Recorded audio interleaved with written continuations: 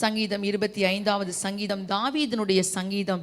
தாவீது தன் வாழ்வின் சூழ்நிலைகள் ஊடாக கர்த்தரை நோக்கி ஏறெடுத்து பாடுகிற ஜெப சங்கீதம். இதன் 4வது வசனம் 5வது வசனத்துக்கு நேராக நம்முடைய கவனத்தை திருப்புவோமானால், கர்த்தாவே உம்முடைய வழிகளை எனக்கு தெரிவியும், உம்முடைய பாதைகளை எனக்கு போதித்தருளும், உம்முடைய சத்தியத்திலே என்னை நடத்தி என்னை போதித்தருளும், நீரே என் ரட்சிப்பின் தேவன், உம்மை நோக்கி நாள் முழுவதும் காத்திருக்கிறேன். இந்த ரெண்டு வசனங்களில் 3 வகையான ஜெபங்கள் சொல்லப்பட்டிருக்கிறது. அதன் முதலாவது ஜெபம் 4வது வசனத்தின் முதல் பகுதி, கர்த்தாவே உம்முடைய வழிகளை எனக்கு தெரிவியும். ஒரு முறை சொல்லலாமா? கர்த்தாவே உம்முடைய வழிகளை எனக்கு தெரிவியும். இருக்கிற ஜெபங்களிலே மிக நல்ல ஜெபம், ஆண்டவரே எனக்கு உம்முடைய வழிகளை நீர் எனக்கு போதித்தருளும் அல்லது தெரிவியும் என்று ஆண்டவரிடத்தில் வழி நடத்துதலுக்காக ஏறெடுக்கிறதான முதல் ஜெபமாக இந்த ஜெபம் இருக்கிறது. இந்த ஜெபத்தை நாம் ஆண்டவரை நோக்கி செய்யும் போது, ஆண்டவரே உம்முடைய வழிகளை எனக்கு தெரிவியும் என்று சொல்லும் போது நாம் 3 காரியங்களை நாம் தெரியப்படுத்துகிறோம். ஒன்று, ஆண்டவரே நீர் எனக்கு உம்முடைய வழிகளை தெரியப்படுத்தாவிட்டால் என்னால் உமது வழிகளை அறிந்து கொள்ள முடியாது. அல்லது ஆண்டவரே எனக்கு ஒன்றும் தெரியாது, நீரே உம்முடைய வழியை எனக்கு தெரிவிக்க வேண்டும் என்பதை நாம் சொல்லுகிறோம். மிக அருமையான ஒரு தேவ வார்த்தை.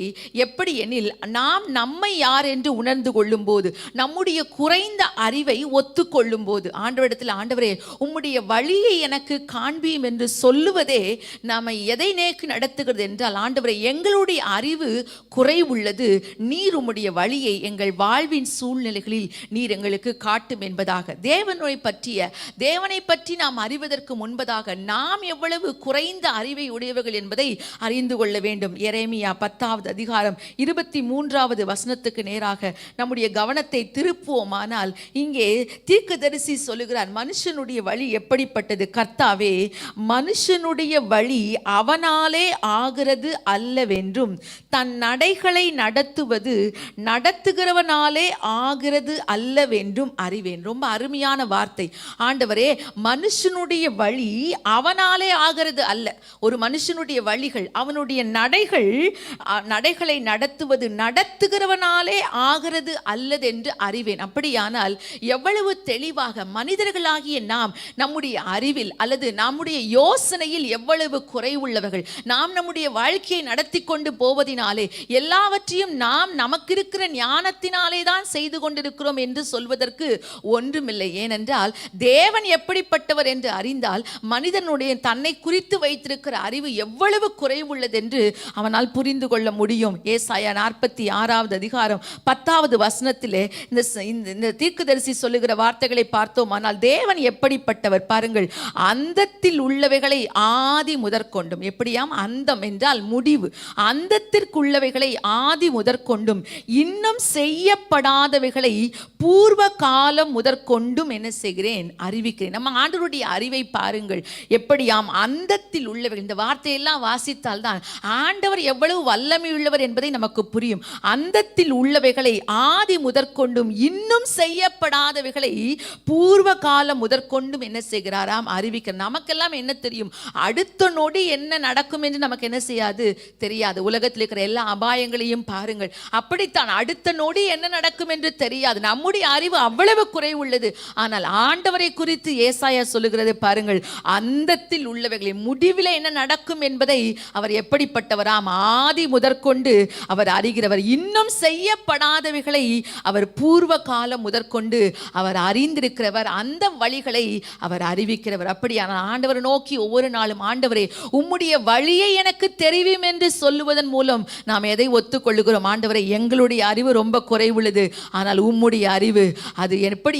அந்தம் முதற்கொண்டு, அந்தத்திலே என்ன நடக்கும் என்பதை ஆதியிலே அறிந்தவர், இன்னும் செய்யப்படாதவைகளை பூர்வ காலத்திலே அறிந்திருக்கிறவர். அப்படியான தேவனே நீர் எங்களை ஒவ்வொரு நாளும் நடத்தும் என்பது நம்முடைய ஜெபமாய் இருக்கட்டும். இரண்டாவதாக, ஆண்டவரே உம்முடைய வழியை எனக்கு தெரியும் என்று சொல்வதன் மூலம் நாம் எதை தெரியப்படுத்துகிறோம்? ஏசாயா 55வது அதிகாரம் 9வது வசனத்தில் நமக்கு எல்லாருக்கும் தெரிந்த தேவ வார்த்தைகள் தான். பூமியை பார்க்கிலும் வானங்கள் எப்படி உயர்ந்திருக்கிறதோ அப்படியே உங்கள் வழிகளை பார்க்கிலும் என் வழிகளும், உங்கள் நினைவுகளை பார்க்கிலும் என் நினைவுகளும் உயர்ந்திருக்கிறது. ஆண்டவருடைய வழிகள் உயர்ந்தவைகள் என்பதை நாம் தெரியப்படுத்துகிறோம். எப்பொழுது? ஆண்டவரே உம்முடைய வழியை நீர் எனக்கு காண்பீம் என்று சொல்லும் போதே ஒன்றை ஒத்துக்கொள்கிறோம். ஆண்டவரே, எங்கள் வழிகளை விட உம்முடைய வழிகள் எப்படிப்பட்டவைகள், உயர்ந்தவைகள். எப்படி ஒரு ஒரு ஒப்புமை சொல்லப்படுகிற வானத்துக்கு சொல்ல, பூமியை பார்க்கிலும் வானங்கள் எப்படி உயர்ந்திருக்கிறதோ அப்படி எங்களுடைய வழிகளை விட உம்முடைய வழிகள் என்ன செய்வீர்கள், அவைகள் உயர்ந்தவைகள். நமக்கெல்லாம் என்ன தெரியும்?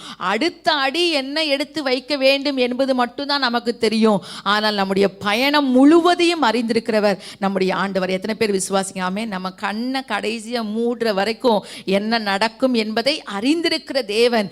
அவருடைய வழிகள் நம்முடைய வாழ்க்கையில உயர்ந்தவைகளாய் இருக்கிறது. அப்படியானால் தேவனே, உம்முடைய வழியை எனக்கு காண்பியும் என்று நாம் எப்படி சொல்லுகிறது? சொல்லுவதன் மூலம் ஆண்டவரே, உம்முடைய வழிகள் என் வாழ்விலே உயர்ந்தவைகள். கடைசியாக 3வது சங்கீதம் 119 105வது வசனம் நமக்கு தெரிந்த வசனம். இது வசனம் என் கால்களுக்கு தீபமும் என் பாதைக்கு எப்படி இருக்கிறது? வெளிச்சமா இருக்கிறது. உம்முடைய வசனம் தான் ஆண்டவரை, உம்முடைய வசனம் என்னுடைய கால்களுக்கு அது தீபம். நீங்கள் இந்த குளிரை நம்ம அனுபவித்துக் கொண்டிருக்கிறோம். நல்ல குளிர் பிரதேசத்தில் நம்ம வாகனங்களை இயக்கும் போது முன்னால ஒண்ணுமே என்ன செய்யாது, தெரியாது. எல்லாமே பனி மூடி மிஸ்ட் மாதிரி இருக்கும். ஆனால் தொடர்ந்து எப்படி முன்னேறுவது என்றால், கடைசி வரைக்கும் அந்த பாதையின் கடைசி வரைக்கும் நமக்கு தெரியாது. ஆனா நம்ம இயக்குகிற வாகனத்தினுடைய லைட்டை, ஹெட்லைட் ஆன் பண்ணா நமக்கு அடுத்து கொஞ்ச தூரம் எப்படி போவதுன்றதுக்கான வழி என்ன செய்யும், தெரியும். அதன் போக்கிலேயே நாம் போகும்போது நம்முடைய பயணத்தை எப்படி எளிதாய் அடைகிறோமோ அதை போல அனுதினமும் தேவ வார்த்தையை பிடித்து கொண்டால் அனுதினமும் தேவ வழிநடத்தல பெற முடியும். நான் மறுபடியும் சொல்லுகிறேன், அனுதின தேவ வார்த்தையை பெற்றுக்கொள்வோமானால் அனுதினமும் ஆண்டவர் தம்முடைய வழியை அவர் தம்முடைய வசனத்தின் மூலமாய் போதிக்கிறார். அந்த வசனம் நம்மை நடத்துகிறது. அப்படி நடத்தும் போது ஒருவேளை ஒரு காரியத்துக்காக ஜோமணி கொண்டிருக்கிறோம், அதிலே ஒருவேளை நமக்கு ஒரு ஏமாற்றம் தோல்வி வந்தாலும் நம்ம சொல்லுவோம், ஆண்டவரே, மூடப்பட்ட கதவுகளுக்காய் நன்றி ஆண்டவரே, எனக்கு நான் பெற்றுக்கொண்ட ஏமாற்றங்களுக்காக நன்றி, நான் புறக்கணிக்கப்பட்டதற்காக நன்றி. ஏனென்றால் நான் என்ன சொல்லி ஜெபிக்கிறேன்? ஆண்டவரே, உம்முடைய வழி எனக்கு என்ன செய்யும், எனக்கு தெரிவியும், எனக்கு காட்டும். ஒருவேளை நான் ஒதுக்கப்பட்டிருப்பத, ஒருவேளை நான் இப்பொழுது புறக்கணிக்கப்பட்டிருந்து, ஒருவேளை நான் ஜெபித்ததற்கு ஜெபத்திற்கான பதில் தாமதங்களே ஆனாலும் என் ஆண்டவர் என்னை சரியாய் வழி நடத்துகிறார். ஏன்னா எனக்கு எது மட்டும்தான் தெரியும்னா, எனக்கு இந்த சூழ்நிலை மட்டும்தான் தெரியும். ஆனால் என் ஆண்டவருக்கு என்னுடைய ஜேர்னி முழுவதும் தெரியும், என்னுடைய வாழ்வின் பயணம் முழுவதும் தெரியும். அதனால அவர் சரியாய் நடத்துவார் என்று நம்முடைய உள்ளத்துல எந்த விசாரங்களும் இல்லாம நம்மளால ஆண்டவர் நல்லா துதிக்க முடியும். எத்தனை பேர் ஒத்துக்கொள்ளுங்கயாமே?